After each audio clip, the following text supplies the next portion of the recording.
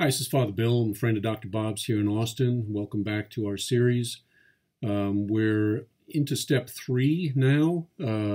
Last week we talked about how Clarence Snyder, one of the earliest pioneers in AA, was taken through this step by Dr. Bob there in the hospital. And it went very, very quickly. Today I want to talk about my own misunderstanding of step 3 and perhaps a better way to approach it. I was about 20 years in recovery when I started learning about the history and especially how they took this step. Earl Husband was an AA archivist in Oklahoma City, and I visited him one night, and he spent about 3 hours with me explaining how the steps were done in the earliest days. And when he came to step 3, he asked me, he said, well, have you done step 3 with another person? And I said, no, I do step 3 every day. He said, no, that's not how they did this thing. It was really done one time. Talk about making it simple. I was trying to do step 3 every day, turn my life and my will over to the care of God. He said, that's not the way they did it. He said, you think about it more like approaching a marriage vow that you're going to do in the presence of your spouse to be and in the presence of the community. Think about it as taking an oath in court. It's a one-time deal, and it's done in the presence of another person. He asked, had you ever done that? Well, I said, no. He said, well, would you be willing to do it? And I said, yes.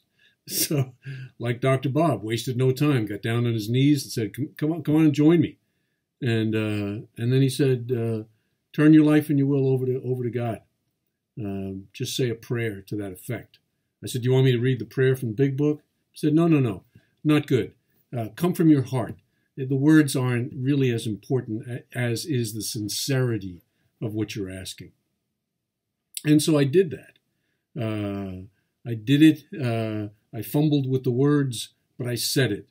And I got to tell you this, that from that moment on, I really began to feel something shift deep inside me. That hole in the soul that addicts know about, it really started to get filled. I'm convinced we complicate the hell out of these steps. They're really very simple and need to be gotten through very quickly so that they can have the effect on us that they need to have. Here's a sample from one of the pioneers who talked about it, and this is in Dr. Bob and the Good Old Timers. It's right out of AA literature. Explains how this step would be done with a new person coming in. Said after the meeting, we might take the new man upstairs, and a group of men would ask him to surrender his life to God and start to really live up to the 4 absolutes, and also to go out and help the other men who needed it. This was in the form of a prayer group. Several of the boys would pray together, and the new man would make his own prayer, asking God to take alcohol out of his life. And when he was through, he would say, "Thank you, God, for taking it out of my life." During the prayer, he usually made a declaration of his willingness to turn his life over to God. This thing is simple. I think steps 1 through 9 can all be done in one time. For me, the only steps I work today are steps 10, 11, and 12.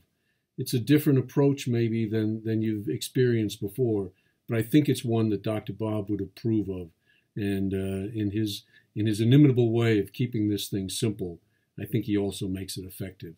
So I hope this is helpful. Again, at the end of the series, we'll have a link with some questions that may prove helpful on step 3. So God bless. Keep coming back. Take care.